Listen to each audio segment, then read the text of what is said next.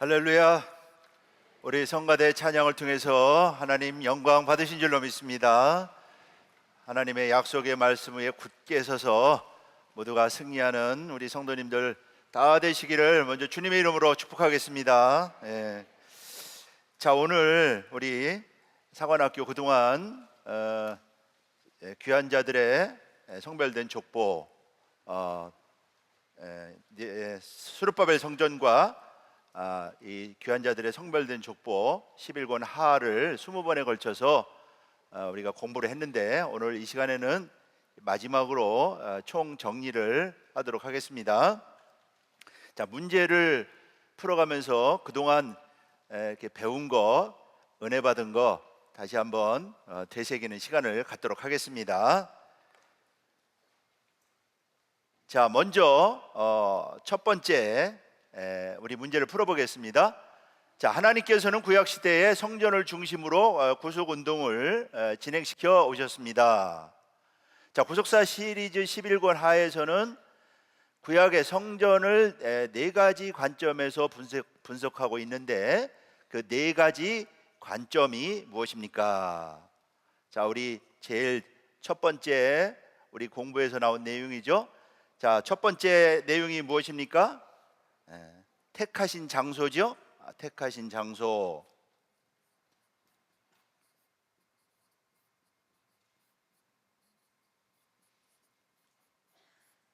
에덴은 에덴 동산, 솔로몬 성전은 모리아산. 하나님의 택하신 장소에 성전이 세워졌죠. 두 번째는 무엇입니까? 바로 거기에 하나님께서 임재하셨다고 하는 것이죠. 하나님의 임재입니다.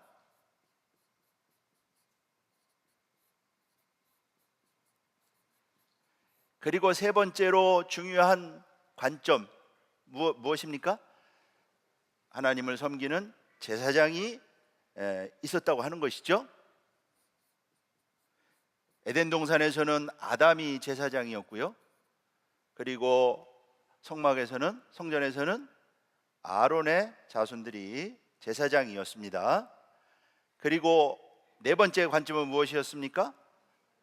어떤 제물이 드려졌느냐, 어떻게 제사가 드려졌느냐. 제사와 제물이죠.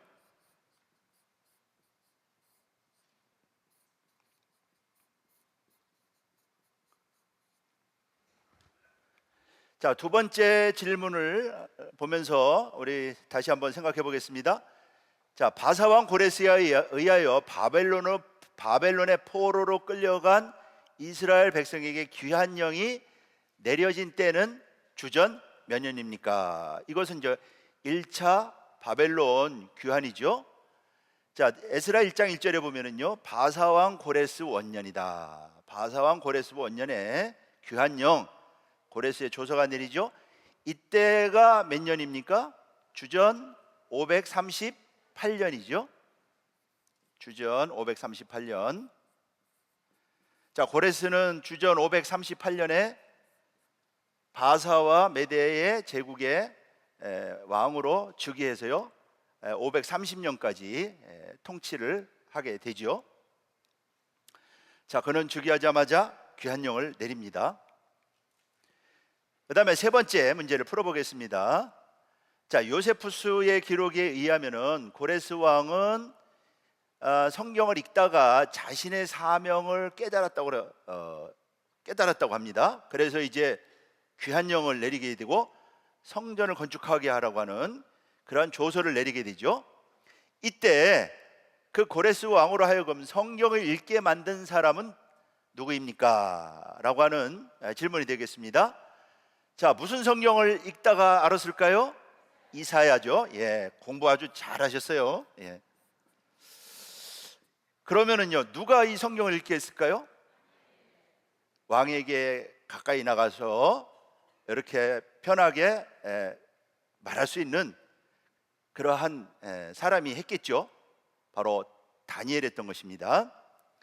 자, 다니엘이 바로 하나님의 말씀을 전했고요.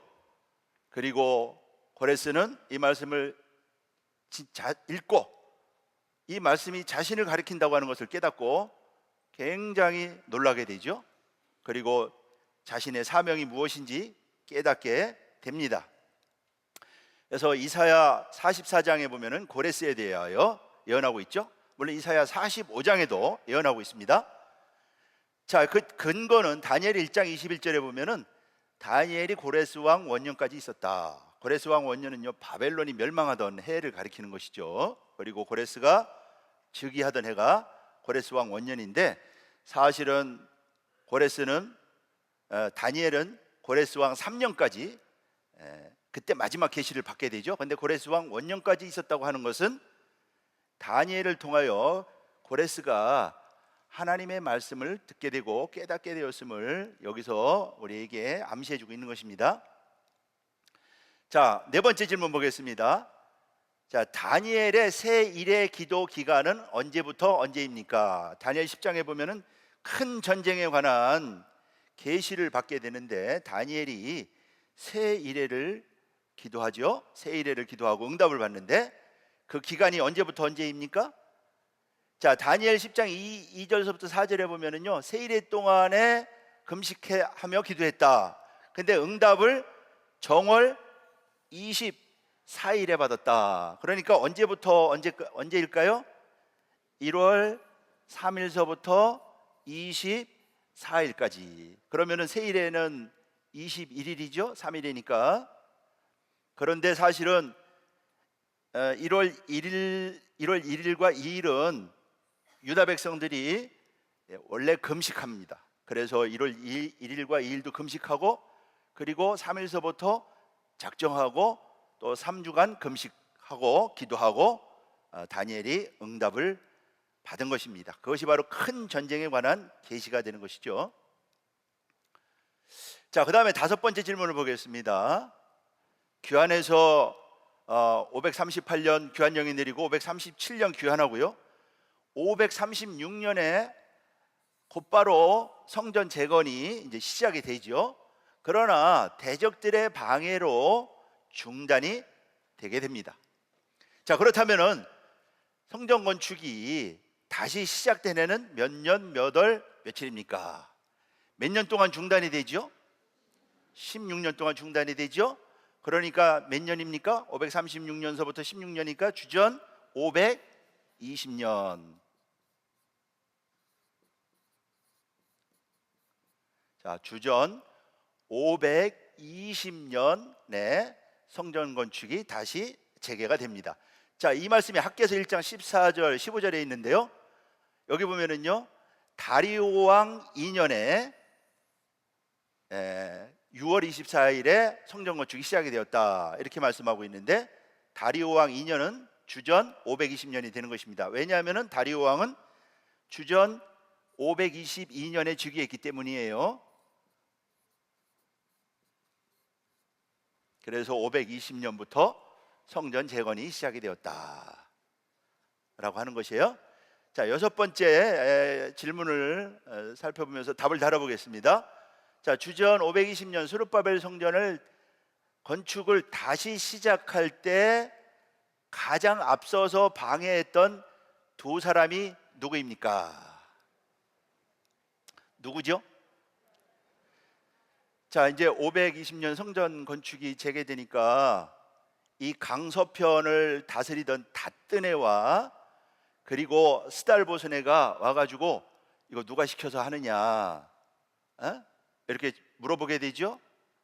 공사를 못하게 하면서요, 이거 누가 시켜서 하는 거냐, 그렇게 물어보게 되면서 이 방해했던 사람이 누구냐면요, 닷드네, 강서편 총독이니까 강서편을 다스리던 총독을 가리키는 것이죠. 닷드네. 그리고 그 동료 스달보스네.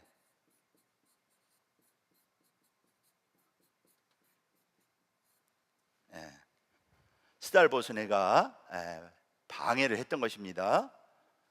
그 다음에 일곱 번째 질문. 자, 스룹바벨 성전 건축을 다시 시작할 때 고레스 왕의 조서가 발견된 곳은 어디이며 그곳은 바벨론 궁에서 얼마나 떨어진 곳입니까? 그러니까 닷드네가 성전 건축을 못하게 하면서 이거 누가 시켜서 했느냐? 그러니까 이제 유다 백성들이 그 고레스 왕이 조서를 내려서 우리가 건축하는 거다 이렇게 대답을 하죠. 그러니까 스달보스네가요, 다떼네가 이제 그 다리오 왕에게 질문하게 물어보게 됩니다. 유다 백성들이 고레스 왕의 조서를 들여서 지금 건축을 한다고 하는데 이거를 확인해 보시고 조치를 해달라고 왕에게 보고를 하게 되죠. 그래서 왕은요, 그 고레스의 조서를 찾게 됩니다. 그래서 고레스의 조서를 어디서 발견하죠? 어디요? 앙메다궁에서 발견하죠. 앙메다궁에서 발견한다. 자, 앙메다궁은 바사 제국의 그 겨울궁이죠. 여름궁, 바사 제국의 여름궁이 되겠습니다. 자, 앙메다궁은요, 이 바벨론에서 몇 킬로 떨어져 있다고 그랬습니까? 기억을 몇 분밖에 못 하시는 것 같아요. 458km. 예. 바벨론은 이제 그 바사 제국의 주요 수도고요. 앙메다궁은 겨울 궁전이 되겠습니다. 자, 에스라 6장 1절로 2절이 말씀을 하고 있죠. 자, 여덟 번째 질문을 보겠습니다. 스룹바벨 성전이 완공된 때는 몇 년, 몇 월, 며칠입니까? 스룹바벨 성전이 완공된 때가 다리오 왕 6년 아달월 3일이라고 그랬죠. 다리오 왕 6년이면 주전 516년, 그리고 아달월 3일이니까 12월 3일. 이렇게 답을 다뤄보시면 되겠죠. 예. 그 다음에 아홉 번째 보겠습니다.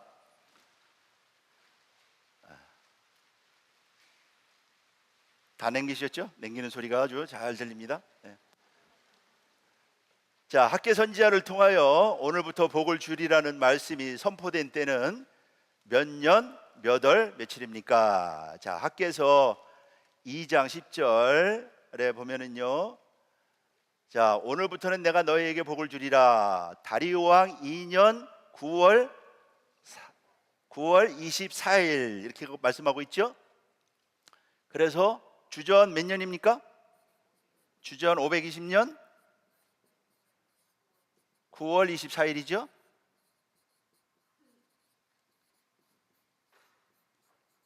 (9월 24일) 예. 그 다음에 열 번째 문제 풀어보겠습니다. 자, 스룹바벨 성전 건축 시 가장 많이 쓰인 나무는 무슨 나무죠? 무슨 나무예요? 소나무요? 예. 백향목이죠? 예. 백향목.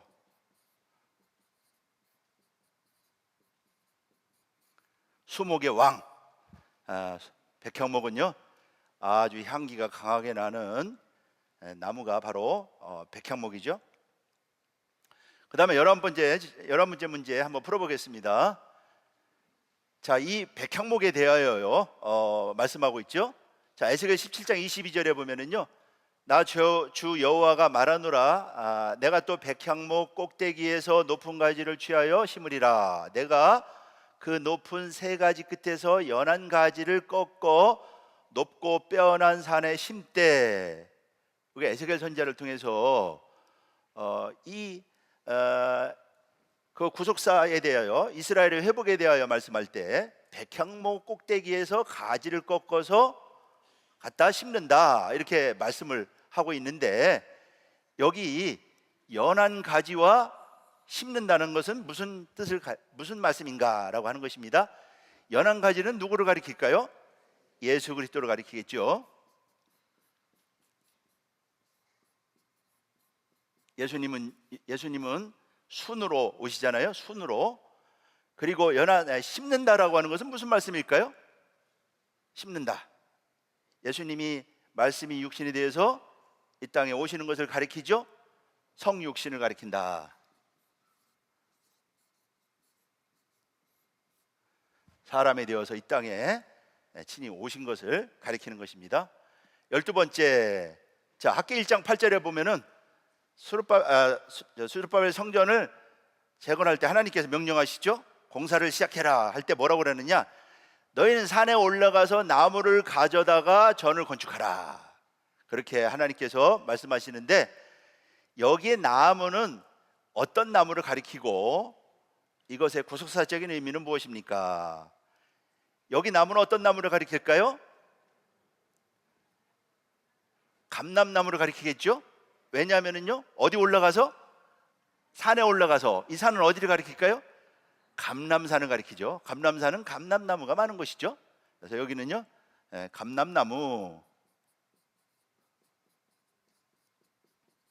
그리고 이 감람나무는 뭐를 예표하고 있어요? 예수님의 십자가를 우리에게 보여주고 있습니다.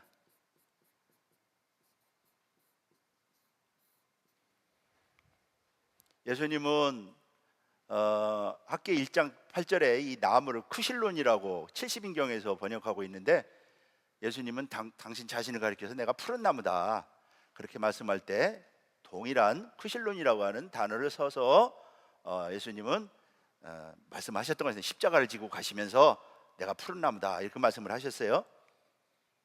그 다음에 13번째 보겠습니다. 스룹바벨 성전이 완공된 다음에 이제 봉헌식을 하게 되죠. 자, 봉헌식을 할 때 이때 이제 드린 제물을 살펴보도록 하겠습니다. 이때 그 제물을 보면은요, 수수와 수양, 어린 양, 순염소 이렇게 제물을 드려서 이제 봉헌식을 하게 되는데, 자, 수소는 몇 마리를 드렸을까요? 잘 모르실 거예요, 그죠? 예. 이거를 어떻게 외우고 계시겠어요? 예. 자, 에스라 6장 17절에 보면 수소가 100, 그 다음에 수양이 200, 그 다음에 어린 양이 400, 그 다음에 수염소는 이게 속죄물이니까 지파별로 하나씩 해서 12 이렇게 드리죠. 자, 달아보겠습니다. 자, 수소가 몇 마리라고 그랬어요? 100마리. 그 다음에 수양이 200마리, 그리고 어린 양이 400, 이렇게 합하면 몇 마리예요? 700. 그렇죠? 그 다음에 수염소가 몇이요? 12마리. 그래서 총 712마리. 자, 700은 또 완전의 의미가 있죠. 그 다음에 14번째 문제를 풀어보겠습니다. 자, 성전 파괴와 재건축의 관점에서 볼 때 솔로몬 성전이 파괴된 때와 스룹바벨 성전이 완공된 때는 언제인가, 그리고 몇 년이 걸렸는가, 그런 문제예요. 하나님의 말씀이 70년 만에 돌아온다고 하는 것을 확인시켜 주시는 말씀대로 되었다는 것을 보여주고 있는 말씀이죠. 자, 솔로몬 성전이 몇 년도에 파괴되었죠? 주전 586년. 그리고 스룹바벨 성전이 아까 몇 년도에 완성이 됐다고 그랬어요? 516년. 그러니까 여기에 정확하게 몇 년이 걸렸어요? 70년이 걸렸다. 그래서 70년 만에 돌아온다는 말씀이 정확하게 이루어졌다. 하나님의 말씀은 1.1획도 틀림없이 그대로 이루어진다고 하는 거. 지금 구속사의 말씀도요, 반드시 하나님께서 작정하신 대로 반드시 이루어질 줄로 믿습니다. 어떤 어려움이 있다 할지라도 하나님의 말씀은 반드시 성취된다는 거. 그래서 약속 후에 굳게 서는 사람은요, 승리하는 것입니다. 그 다음에 15번째, 유대 전성을 보면은요, 스룹바벨 성전에 없는 것이 있죠. 없는 것이 있는데, 없는 것이, 자, 첫째 돌비가 없다고 그랬죠. 그 다음에 만나담은 금항아리, 그 다음에 아론의 쌍난 지팡이, 또 우림과 둠밈도 사라졌어요. 우림과 둠밈도, 대제사장의 흉패에 있던 우림과 둠밈도 사라지고요. 또 뭐가 사라졌느냐면요, 이거 번제단 위에 있는 불, 번제단 위에 불은 솔로몬 성전 때까지 한 번도 안 꺼졌는데, 광야에서 불을 하나님이 주신 이후로 한 번도 안 꺼졌어요. 586년까지 한 번도 안 꺼졌는데 586년에 꺼졌습니다. 이게. 자, 이게 이제 그래서 영원한 불이 없다. 근데 이외에 또 없다고 알려진 한 가지, 중요한 한 가지는 무엇일까요? 언약궤죠, 그죠?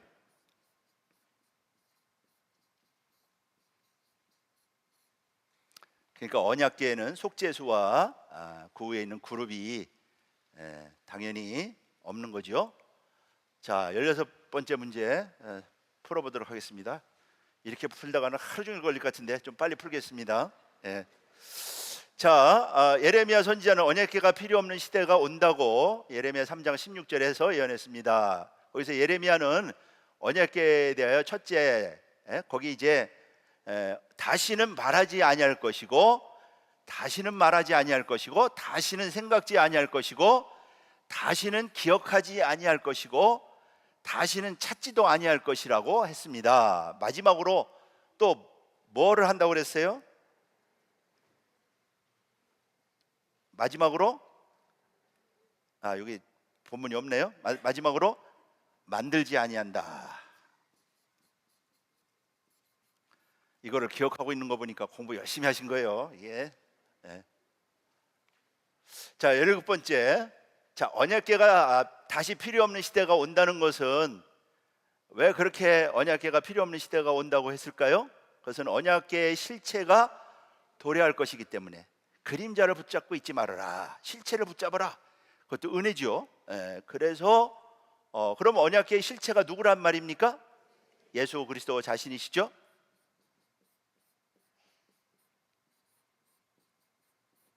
그래서 실체를 붙잡아야 된다. 그 다음에 18번째, 주전 444년 3차 귀환한 후에 성벽 공사를 시작할 때 느헤미야 3장에서 이제 성벽 공사를 보여주고 있죠. 거기에 보면은요 12개 문이 이제 나오는데 이미 세워져 있던 4개 문이 있어요. 이미 세워져 있던 4개 문이 있다. 양문서부터 시작해가지고 12문이 나오는데, 자, 세워졌던 4개의 문. 첫째 어떤 문입니까? 수문. 수문이죠? 수문. 또 마문. 그 다음에 동문. 또 오늘 아까 2부 시간에 공부했는데요, 한믹간문.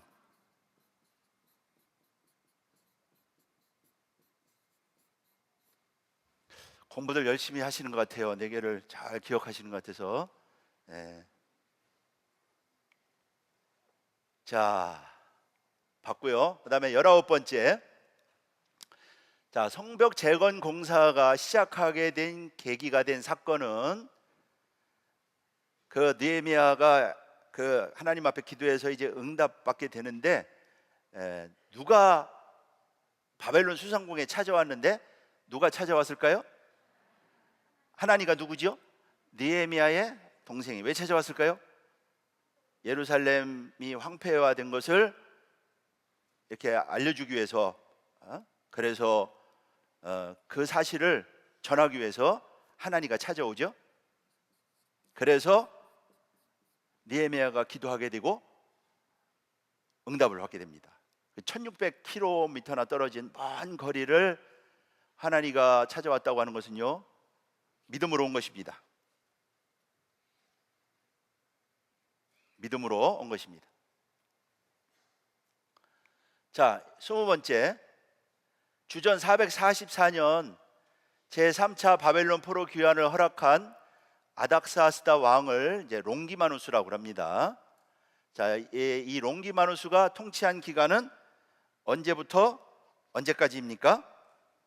롱기마누스가 아닥사스다 왕은요, 주전 464년서부터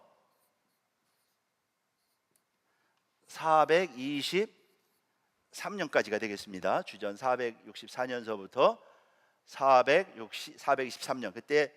이때 이제 458년에 2차 귀환이 있었고요, 444년에 3차 귀환이 있었고, 아닥사스다 왕 때 있었던 것입니다. 그 다음에 21번째 보겠습니다. 성벽 재건에 앞장서서 방해했던 대표적인 세 사람. 자, 성벽을 재건하기 시작할 때 방해했던 사람이 있죠. 자, 세 사람. 호론 사람 누구죠? 산발랏.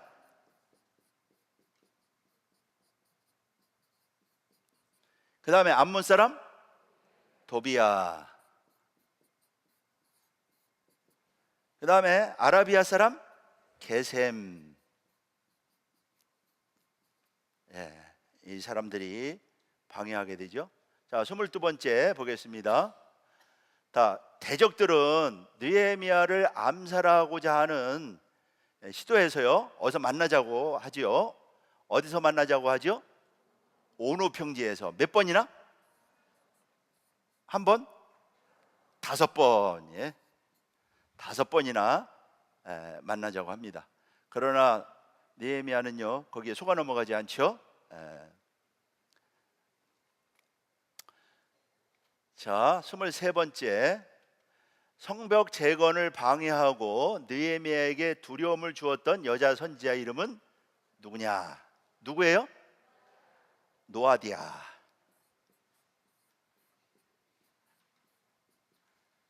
자, 성벽 재건이 42구역을 나눠 가지고 이렇게 완성이 되잖아요. 심지어 선지자, 여자 선지자가 방해하는 그 어려운 가운데 성벽 재건이 됐다고 하는 거.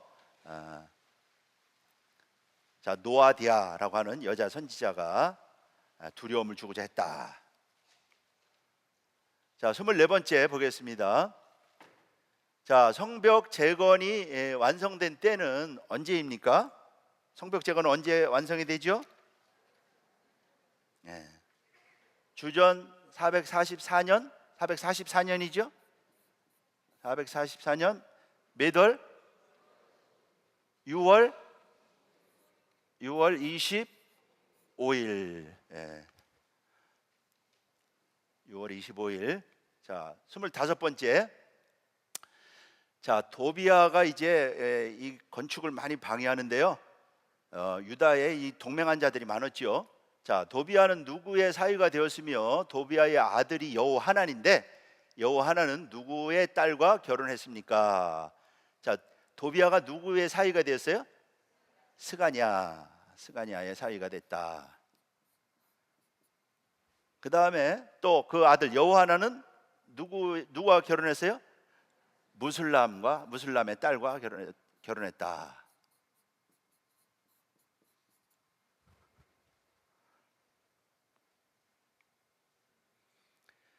자, 26번째 보겠습니다. 도비아가 성전에 큰 방을 얻도록 도와준 사람은 누구입니까? 누가 도와줬어요? 엘리야십.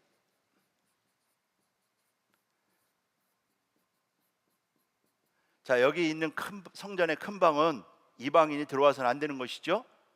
성전 기물을 넣는다든가 제사장들이 사용하는 방인데 그 방을 엘리야십이 내줬던 것입니다. 그 다음에 27번째, 성벽이 완공된 후 이스라엘 백성이 율법책을 읽기 위하여 수문앞 광장에 모이게 되죠. 자, 이때는 언제입니까? 7월 1일이죠. 7월 1일.